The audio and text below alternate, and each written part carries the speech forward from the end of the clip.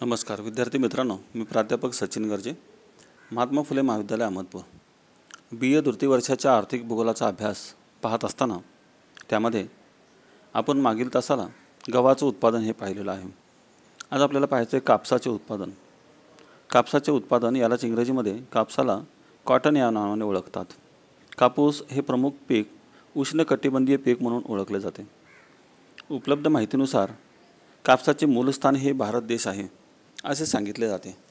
ऋग्वेद, रामायण, महाभारत आणि हडप्पाकालीन नगरांच्या संस्कृतीवरून असे पुरावे मिळालेले आहेत की भारतवर्षामध्ये त्या काळात सुती वस्त्रोद्योगाचा वापर हा केला जात असत.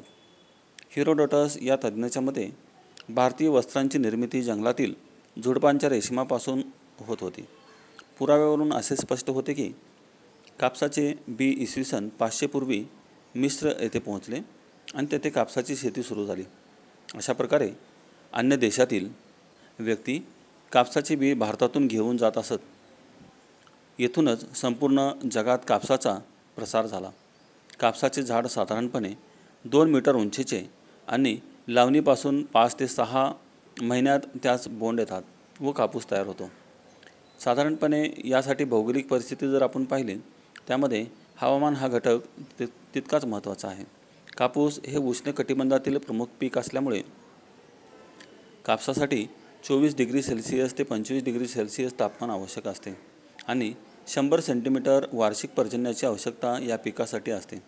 प्रामुख्याने कापसाची लागवड 30 अंश दक्षिण ते 40 अंश उत्तर या अक्षवर्तीय पट्ट्यामध्ये होते. या पिकास धुके हे घातक असतात, म्हणून पिकाच्या वाढीसाठी धुकेविरहित काळ हा निवडला जातो. या पिकासाठी मृदा ही लाव्हारसापासून बनलेली काळी रेगूर मृदा ही अत्यंत उपयुक्त असते. या मृदेमध्ये कापसाचे पीक चांगल्या पद्धतीने येते. हिला कापसाची काळी मृदा असे देखील म्हणतात. गाळाच्या जमिनीवर देखील हे पीक चांगल्या पद्धतीने येते. पिकाच्या दृष्टीने पाण्याचा निचरा होणारी जमीन आवश्यक असते. या पिकासाठी मजुरांची आवश्यकता असते. जमिनीची मशागत, पेरणी, टोचणी, पिकावर औषध फवारणे व कापसाची वेचणी इत्यादी कामे मजुराकडून करून घेतली जातात. त्यासाठी मजूर पुरवठा हा आवश्यक असतो. साधारणपणे कापसाच्या जाती ह्या त्याच्या धाग्याच्या लांबीवरून, त्याच्या चकाकीवरून व चिवटपणावरून ठरत असतात. प्रमुख 4 जाती आहेत: सी आयलँड कापूस, इजिप्शियन कापूस, मध्यम धाग्याचा कापूस आणि अखूड धाग्याचा कापूस हे कापसाच्या जाती आपल्याला पाहायला मिळतात.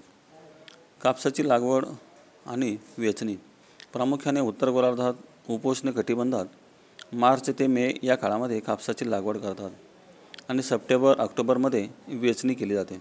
भारताच्या दक्षिण भागामध्ये ऑगस्ट ते सप्टेंबरमध्ये लागवड व मार्च-एप्रिलमध्ये त्याची वेचणी ही केली जाते. या उलट उत्तर भागात जून ते जुलै महिन्यात लागवड व फेब्रुवारी-मार्च महिन्यामध्ये याची वेचणी केली जाते. महाराष्ट्रात जूनच्या दुसऱ्या आठवड्यामध्ये जेथे जलसिंचनावर कापसाचे पीक घेतले जाते त्याचे मार्च ते मे महिन्यामध्ये कापसाची लागवड ही केली जाते. साधारणपणे याचे वितरण आणि उत्पादन आपण जर बघितलं तर संयुक्त संस्थानामध्ये याचे उत्पादनाचं सुमारे 19% कापसाचे उत्पादन संयुक्त संस्थानामध्ये होते.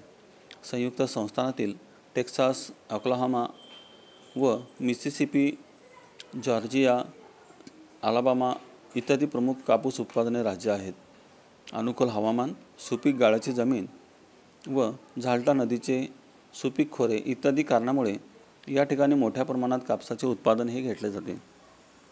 यानंतर जागतिक उत्पादनाच्या सुमारे 13% कापूस चीनमध्ये पिकवला जातो.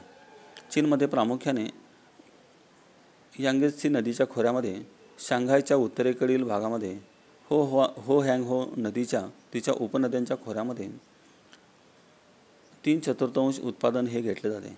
चीनमध्ये कापसाच्या शेतीसाठी जलसिंचनाच्या सुविधा निर्माण केलेल्या आहेत.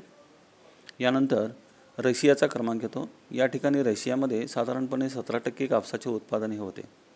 रशियातील काळ्या समुद्राच्या उत्तरेकडील प्रदेशामध्ये, अझावा समुद्राच्या ईशान्येकडील प्रदेशामध्ये हे कापसाचे उत्पादन घेतले जाते. रशियाच्या एकूण उत्पादनाच्या 65% उत्पादन एकट्या उझबेकिस्तान राज्यामध्ये होते. तर भारतातील उत्पादन आणि वितरण जर बघितलं आपण, भारतामध्ये कापसाची शेती ही अति प्राचीन काळापासून केली जाते. मात्र दुसऱ्या जागतिक महायुद्धानंतर प्रगती झालेली दिसून येते. भारतातील गुजरात, पंजाब, महाराष्ट्र, कर्नाटक, हरियाणा, राजस्थान, तामिळनाडू, आंध्र प्रदेश आणि मध्य प्रदेश प्रमुख कापूस उत्पादक राज्य म्हणून ओळखले जातात. जागतिक उत्पादनाच्या 9% कापसाचे उत्पादन भारतामध्ये होते. दक्षिण भारतातील रेगूर मृदा ही कापसाची काळी मृदा म्हणून प्रसिद्ध आहे. यानंतर कापसाचे उत्पादन हे पाहत असताना पाकिस्तानाचा उल्लेख या ठिकाणी आपल्याला करावा लागतो. पाकिस्तानामध्ये जागतिक उत्पादनाच्या 8.1% कापसाचे उत्पादन होते. सिंधू आणि तिच्या उपनद्यांच्या खोऱ्यामध्ये हे कापूस पिकवला जातो. या व्यतिरिक्त ब्राझील, मेक्सिको, ऑस्ट्रेलिया या ठिकाणी देखील कापसाचे उत्पादन मोठ्या प्रमाणामध्ये होते. कापसाचा आंतरराष्ट्रीय व्यापार महत्त्वाचा आहे. जागतिक उत्पादनाच्या 30% कापूस निर्यात केला जातो. जागतिक निर्यातीपैकी 14% निर्यात संयुक्त संस्थानातून तर 10% निर्यात मेक्सिकोतून होते. याशिवाय ब्राझील, सुदान, पेरू, पाकिस्तान, तुर्की, इराण इत्यादी देशात प्रमुख निर्यातक आहेत. तर जपान, ऑस्ट्रेलिया, दक्षिण कोरिया, इटली, फ्रान्स इत्यादी देश कापसाची आयात करत असतात. साधारणपणे मानवाच्या वस्त्राची गरज भागवण्याचं काम हे कापसाच्या माध्यमातून केलं जातं. जगामध्ये या ठिकाणी अनेक यावर आधारित व्यवसाय आपल्याला पाहायला मिळतात. साधारणपणे उद्योगधंद्यांच्या बाबतीमध्ये कापसाला महत्त्वाचे स्थान आहे. लोह पोलादानंतर कापसाला तितकेच महत्त्व